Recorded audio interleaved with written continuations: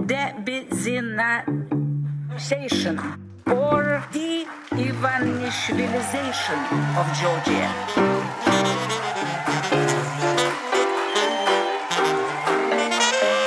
What does it mean, de-oligarchization? It means de-Ivanishvilization or de-Ivanishvilization of Georgia. გამარჯობა მეგობრებო, ფორმულას ეთერში თქვენ უყურებთ 196 ეპიზოდს გადაცემის საკვირაში ერთხელ მიშამ შულდაძესთან. გადაცემას დავიწყებთ ცუდი ამბით კოცებისთვის. დონალდ ტრამპი დიპ სტეიტთან ბრძოლაში მარცხდება. ამერიკის ახალმა ადმინისტრაციამ პირველი კომენტარი გააკეთა კოცებზე. დემოკრატიული მანდატის მოპოვება ვერ მოხდება მოწინააღმდეგეების ცენზურით ან ციხეში ჩასმით. ასეთია ახალი ადმინისტრაციის პოზიცია. მოკლედ, დიქტატურასო ვერ მოგიწონებთო.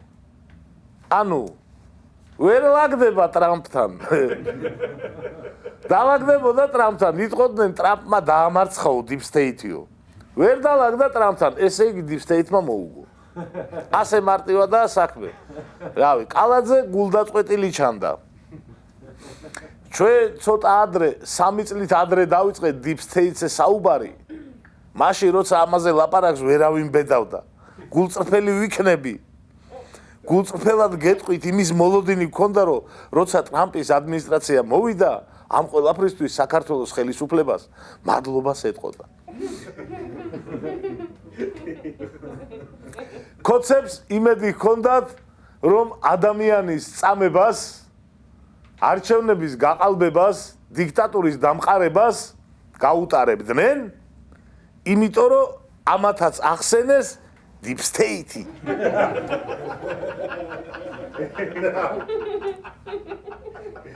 დიპ სტეიტი თქვენს რა 1-2-ჯერ ამდენჯერ მოასწრეს და ამიტომ ძმაო, ეს თქვენ დიპ სტეიტ მაშინ თქვენ ხოცეთ. ამის იმედი ხონ. ძალიან საინტერესო ხედვა გაქვთ საერთაშორისო ურთიერთობებს. ტრამპისგან ბევრს არაფერს ელოდება ლუკა ეხვაია.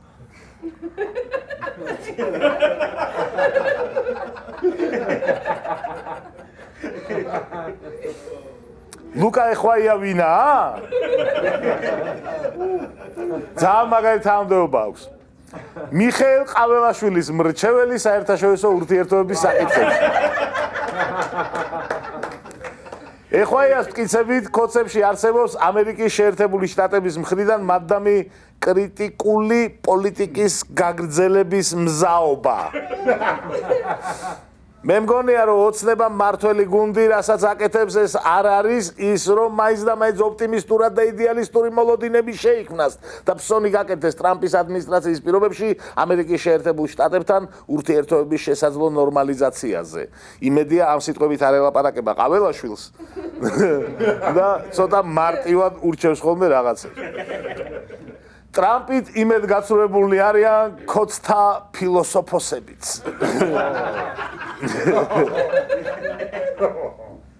ზაზა შათირიშვილი. ტრამპი ზუსტად ისევეა იძულებული დაექვემდებაროს გლობალური ომის პარტიას და დიპ სტეიტს, როგორც ბაიდენი. ძალიან სევდიანი ჩანდა კოცი ფილოსოფოსი. დემორალიზებული კოცების გამხნევება ირაკლი კობახიძემ სცადა. ციტირებ. ჩვენ ორივე სცენარისთვის ვართ მზად.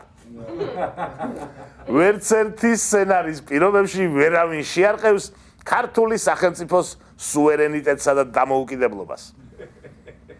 დიპ სტეიტმა დაამარცხა ბაიდენი, დაიქვემდებარა ტრამპიც, მაგრამ კოცებს ვერაფერი დააკრეს.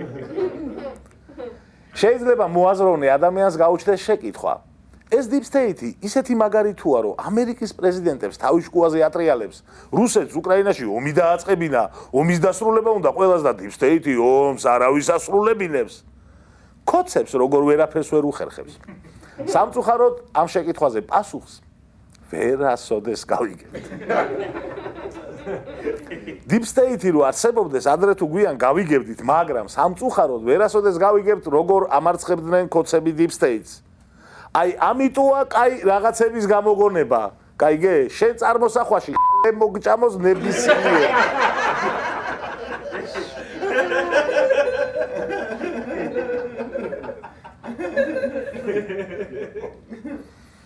კოცებში დიდი საკადრო გადაადგილებებია.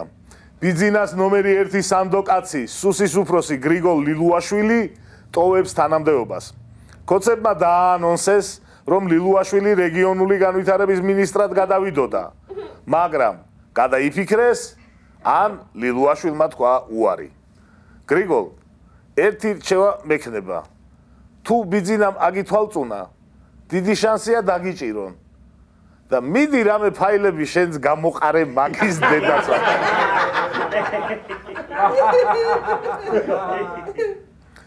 თანამდებობა დატოვა თორნიკე რიჟვაძემაც.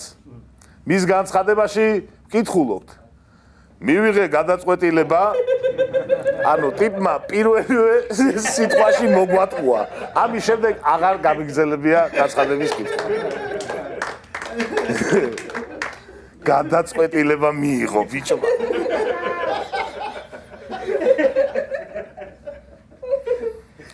გადაადგილებებია ძალოვნებში. ფინანსთა სამინისტროს საგამოძიებო სამსახურის უფროსად დაინიშნა დაჩი ბერაია, ვისაც არ გახსოვთ, ეს არის ერთ-ერთი აჯანყებული დეპუტატი. ბიძინას საქართველოში პროპორციული არჩევნების ჩატარება და მაჟორიტარების გაუქმება უნდოდა, მაგრამ დაჩი ბერაიამ უთხრა, რომ ნო. აჯანყდა, სხვებიც აჯანყა და კანონი ჩააგდო. ამაზე გამწარებული ბიძინა ხან რა თანამდებობაზე ნიშნავს ხოლმე ამ ბერაიას, ხან რა თანამდებობაზე. ამ ხო ბიძინა ხო პატიება არ იცის.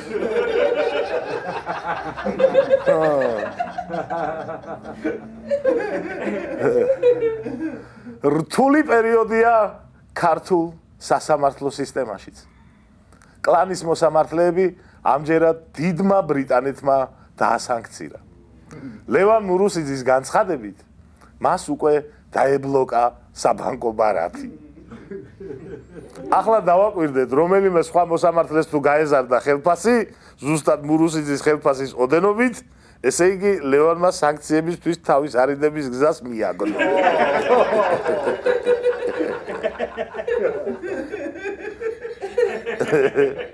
ან რამდენიმეზე გადაანაწილებს.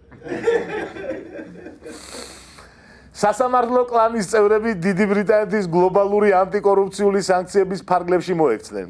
მათ დიდი ბრიტანეთის ტერიტორიაზე არსებული ყველა სახის ქონება გაეყინებათ, ასევე საბანკო ანგარიშები. რავი, თქვენ იმედია ელოდით ამას და ყველაფერი გადმოიტანეთ საქართველოში, არ გაომაყროთ ხა. მურუსიძე ესე ძალიან გულდაწყვეტილი კი ჩანდა. არა, რა მოვიპარე ახლა იმდენი რომ ბრიტანეთი შეწუხდაო.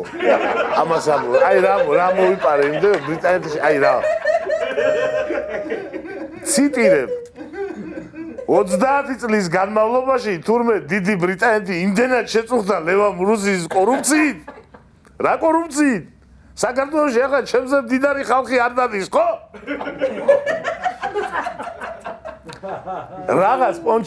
რაღაც პონჩი მართალია ლევანი.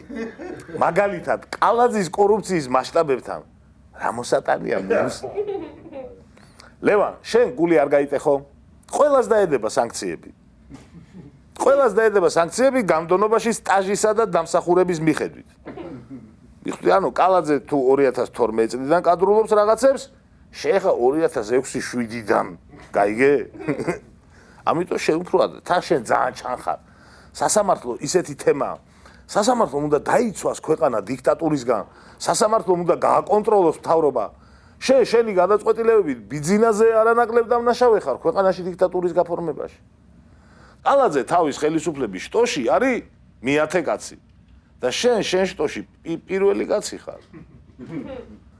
კალაძე ვერ შეაკავებს ბიძინას და შენ შეგეძლო ამ ქვეყნის დაცვა დიქტატურისგან. ეგეთი თანამდებობა გაქვს.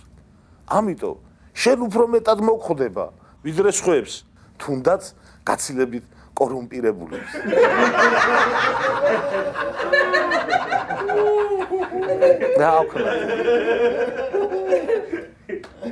ეს ცხოვრება ისეთივე უსამართლოა, როგორც შენი სასამართლო.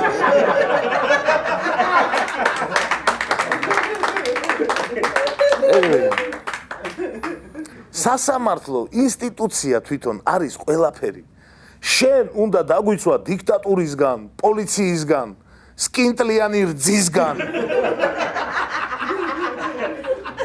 იმაზე დიდი ფუნქცია გაქვს, ვიდრე წარმოგიდგენია. ამერიკაში შეხედე რა ხდება. თავრობას თავზე გადაჯმა უნდა, სასამართლო უმწარებს ცხოვრებას. აი ეგაა სასამართლო. გაიგე? Checks and balance. იურიდიულზე ხო გასწავლიდან ამებს? მე რატო არის სწავლე? სოფლიოსა და საქართველოში ისეთი ამბებია იდეალური დროა რუბრიკისთვის ჩვენი მოგონილი ჭორები.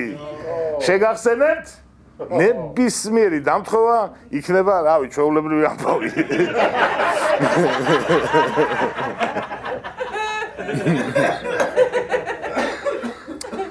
თურმე ქათმის კინდლს, ბუმბულს და სისხლს თუ შეიზელ, ყველანაირი სანქცია მოგეხსნება.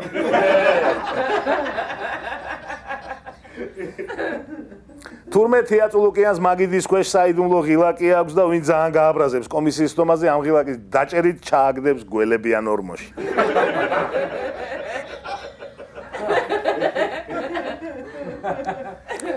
თურმე კახაკალაძე მალე კიდევ 4 ახალ მეტრო სადგურს დაგვპირდება.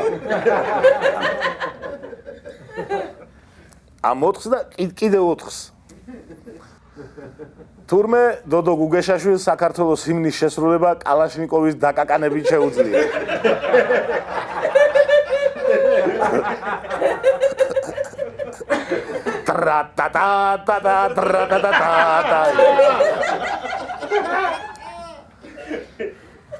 თურმე ემზარ კვიციანს ჯიხვის გრიპი შეეყარა.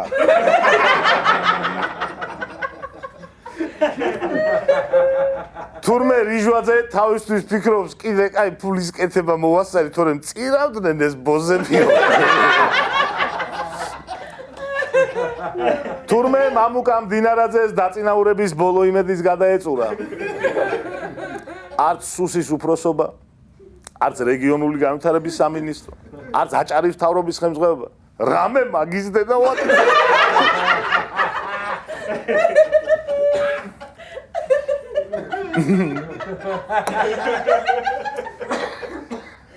თურმე ლილუაშვილს სოსო გოგაშვილის პირით შეუთვალეს, ბევრს თუ გაატრაკებ მომიჯდები გვერდით.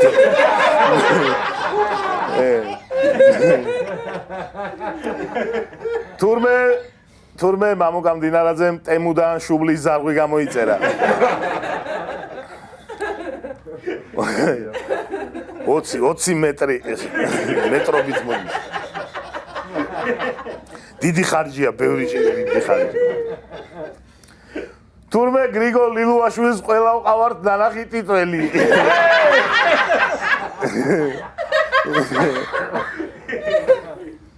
თურმე ბიძინა ივანიშვილთან შეხვედრაზე შესვლის წინ და შემდეგ გწონიან. გამოსვლისას თუ მეტი ხარ, დაგენცრა. დღეისათვის სულ ეს იყო ჭორები. შეგახსენეთ, რომ ნებისმიერი დამთხევა არ არის, შემთხვევით. გადავიდეთ გადაცემის მეორე ნაწილზე, ჩაანალიზებაზე. ჯერ ყოველ მოვსვათ. დღეს ვისაუბრებთ ტარიფებზე. დონალდ ტრამპმა მსოფლიოს ტარიფები დაუწესა. არასწორი ფორმულირება. დონალდ ტრამპმა დედამიწას ტარიფები დაუწესა. ასე უფრო სწორია, იმიტომ რომ რამდენიმე დაუსახლებელ კუნძულსაც დაუწესა ტარიფები. დონალდ ტრამპმა ტარიფები დაუწესა ჰერდისა და მაკდონალდის კუნძულებს.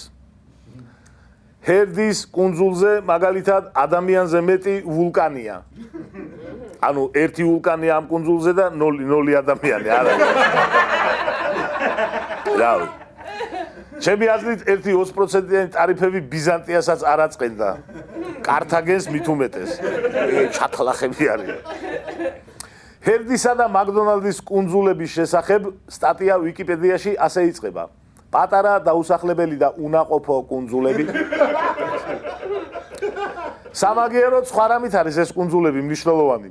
100,000-მდე პინგვინი ცხოვრობს. იუნესკო იცავს ჰერცსა და მაკდონალდს.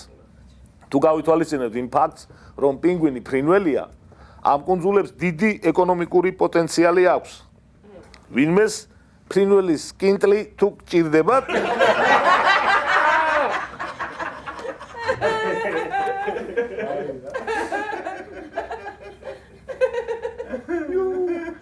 თან უსუფთავესი სასუქია, მხოლოდ თევზით ნაკვები ფრინველის კინტლი. არანაირი ანტიბიოტიკები. BBC დაინტერესდა, რატომ დაადეს ტარიფები ამ კუნძულებს. რა ხდება იქ? და კომენტარი თხოვეს მაიკ კოფინს. ეს არის ტასმანიის უნივერსიტეტის მკვლევარი, რომელმაც 7 სამეცნიერო კვლევა ჩაატარა ამ კუნძულებზე. მაიკ კოფინმა BBC-ს განუცხადა, იქ არაფერია. ეს მეცნიერების მაგარი ხალხია. თუ არაფერია, მან 7-ჯერ ამ ჩაგიყვანა. ჩასული 6-ჯერ ჩასული. 3-ჯერ, ერთხელ. ეს კუნძულები ეკუთვნის ავსტრალიას. შესაბამისად, მის დატარიფებაზე კომენტარი გააკეთა ავსტრალიის ვაჭრობის მინისტრმა დონ ფარელმა. საწყალი მოხუცი პინგვინები. არ ვიცი რა დაუშავეს ტრამპს. მართლა ეს თქვა, რა უნდა ეთქვა. და ბოლოს სტატისტიკის მოყვარულებს გეტყვით, რომ 10 წელია ამ კუნძულებზე ადამიანი არ ყოფილა. ანუ 10 წელი არ ყოფილა. ყველა საწყენი რა არის, იცით? ამ კუნძულებს და საქართველოს ორივეს 10%-იანი ტარიფები დაგვადო ტრამპმა. ანუ წარმოგიდგენიათ, რომ ეკონომიკურად როგორ არაფერს წარმოვადგენთ, ჩვენ და პინგვინები ერთნაირად ვიფიქრებთ. და კიდევ უფრო საწყენი იცით რა არის, რომ ტრამპი მართალია იმაში, რომ ორივეს თანაბრად გუბეგრავს. ამერიკის იმპორტში საქართველოს წილი არის 0.05%. პინგვინების არის 0%. არა იმ ხელა სხვაობა, რომ დრო დაეკარგათ ანალიზში და ეთქვათ, რომ არა, იცით, საქართველოს სხვა პროცენტი.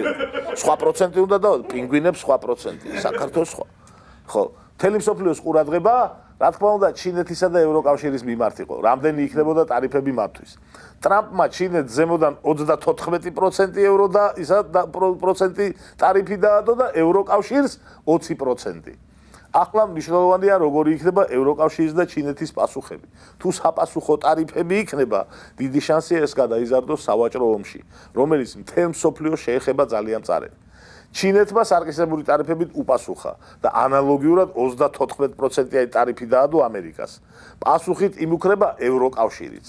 აი აქ თუ გაჩერდება პროცესი, ჯანდაბას გადავრჩებით სავაჭრო ომს, მაგრამ ტრამპმა შეიძლება კიდე წაამატოს 10%.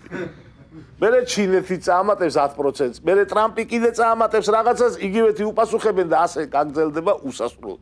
ეს გამოიწვევს ფასების ისეთ ზრდას, რომ ქოცებიც კი ვეღარ უყიდიან აიფონებს საყვარლებს. ტრამპმა ტარიფები გამოაცხადა 2 აპრილს. თბილისის დროით ღამის 12 საათზე. რატომ ამ დროს? ამ დროს იხურება ამერიკის ბირჟები და წყდება აქციებით ვაჭრობა. ტრამპს 2 საათით ადრეო ჩაეტარებინა პრესკონფერენცია და გამოეცხადებინა ტარიფები. მისი საუბრის პარალელურად ჩამოიქცეოდა ბირჟები. პრეზიდენტი რო საუბრობს და პარალელურად აქციების ფასები მოდის ქვემოთ, ძალიან ცუდი სანახავი იქნებოდა. ამერიკელების ამბავი რო ვიცით, თან ეკრანს გაყოფდნენ ესე ორ ნაწილად, ერთ ნაწილში ტრამპს აჩვენებდნენ ტარიფებს რო წარადგენს და მეორე ფანჯარაში იქნებოდა პროცენტები, ქვემოთ და ქვემოთ რო მოდის ფასები. გაიგე? და აი ეს აირიდა ტრამპმა დროებით. დროებით, იმიტომ რომ სამაგიეროდ მეორე დღეს ბირჟები რო გაიხსნა, იცოცხლე ჩამოიქცა. ხო. დონალდ ტრამპის მიერ ახალი ტარიფების გამოცხადების შემდეგ ამერიკის შეერთებული შტატების საფონდო ბირჟებმა ერთ დღეში დაახლოებით 3 ტრილიონ 100 მილიარდი დოლარი დაკარგეს. ეს რამდენია, იცით? რუსეთის წლიური ბიუჯეტი კი არა, რუსეთის 7 წლის ბიუჯეტი დაკარგეს ეს ერთ დღეში. საფონდო ბირჟებმა დაკარგეს რუსეთის 7 წლის ბიუჯეტი. ხვდებით ხო, რამხელა ამერიკის ეკონომიკა და რა ყარეობაა რუსეთი.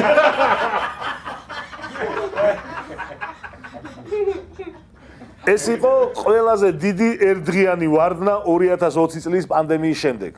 ეს არ ეხება კოკა-კოლას, რა თქმა უნდა, კოკა-კოლას აქციების ფასი დგას. დგას კი არა, გაძვირებულია ტრამპის მოსვლის შემდეგ. ინვესტორები მაღალი რისკის აქციებს ყიდიან და კოკა-კოლას ყიდულობენ. ამიტომ კიდევ ერთხელ მოსვით გოგო. სტაბილურობას გისურვებ. რატომ იქცევა ტრამპი ასე? ამაზე პასუხი ქართველ ტრამპისტებსაც კი არა აქვთ. ქართველი ტრამპისტები ქართველ ბიზნესტებზე უცნაური ხალხია. ქართველ ბიზნესტებთან იტყვი ბიზნესზე ცუც და თუ კამერები გამორთულია, თვითონაც იტყვიან 1-2 ცუც. გაიგე? და ქართველ ტრამპისტებთან არც იფიქროთ ტრამპის გაკრიბება. ტრამპმა იცის, რასაც აკეთებს.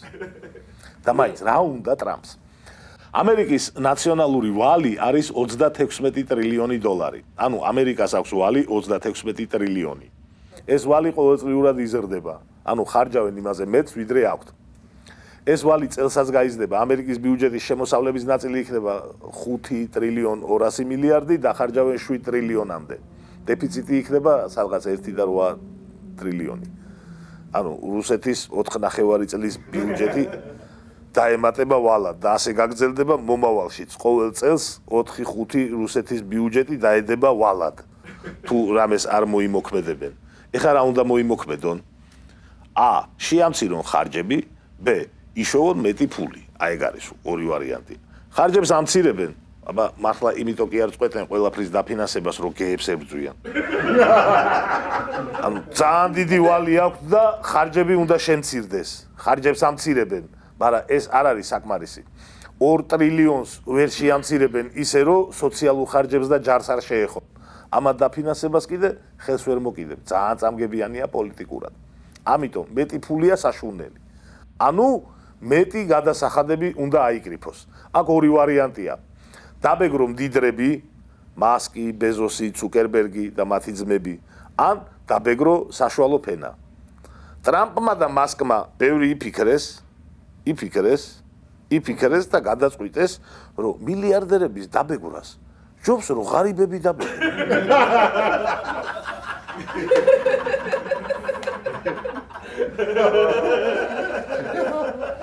ანუ რეალურად ეს ტარიფები არის ჩვეულებრივი გადასახადი, რომელიც მოსახლეობას დააწვება კისერზე. ძალიან უხეში მაგალითი მოვიყვანოთ. წარმოიდგინეთ, ხართ ბიზნესმენი ამერიკაში, შეგაქვთ მილიონის ღირებულების ღვინო. 200,000 რჩება ცუბთა მოგება. ყველა ხარჯის და გადასახადის შემდეგ. გაიგეთ, რომ რავი 50% ტარიფი დაგადო ტრამპმა. რას იზამ? არ გააძვირებთ თქვენ პროდუქციას და მოგებას შეიმცირებთ? თუ პროდუქციას გააძვირებთ? რავი, სინამდვილეში საშუალოდ.